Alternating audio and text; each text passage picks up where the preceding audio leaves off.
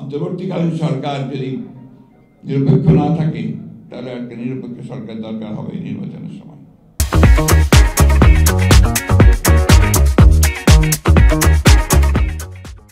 আজকে প্রশ্ন উঠছে যে সংস্কারগুলো সবগুলো করে আপনার নির্বাচনে যাওয়ার প্রশ্ন উঠেছে, তাহলে কি আমরা 4-5 বছর ধরে অপেক্ষা করব, বা যতদিন সংস্কার সম্পূর্ণ হবে ততদিন ধরে অপেক্ষা করবে জনগণ যে তারা তাদের ভোটের অধিকার থেকে বঞ্চিত হবে? আমরা এখনো দেখছি যে আমাদের আমলাতন্ত্র আগের যে ব্যবস্থা ছিল সেই ব্যবস্থায় তারা এখনো সচিবালয় থেকে শুরু করে সমস্ত প্রশাসনে তারা একইভাবে তাদের ভূমিকা পালন করছে, কোনো রকম রদবদল হয়নি।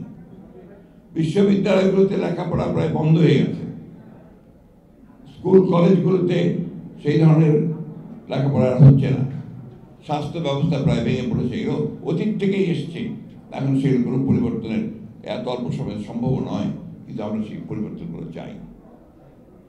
সেই কারণে আমরা বলেছি যে নির্বাচন দ্রুত হওয়া দরকার।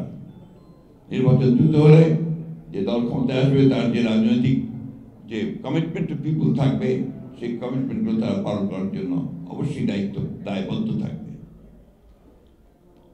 আমরা এই কথা আমি গতকালও বলেছি, আমাকে একজন সাংবাদিক ভাই নিয়ে প্রশ্ন করেছেন যে অন্তর্বর্তীকালীন সরকার যদি নিরপেক্ষ না থাকে তাহলে একটা নিরপেক্ষ সরকার দরকার হবে নির্বাচনের সময়।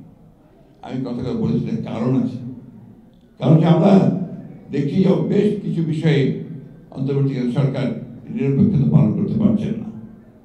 আমি তাই অনুরোধ করব, আমি প্রত্যাশা করব যে আমরা আশা করি যে অন্তর্বর্তীকালীন সরকার তারা সেই নিরপেক্ষতা পালন করবেন এবং দেশে যে সংকট আছে সেই সংকট থেকে দেশকে মুক্ত করবার জন্য তারা কাজ করবেন।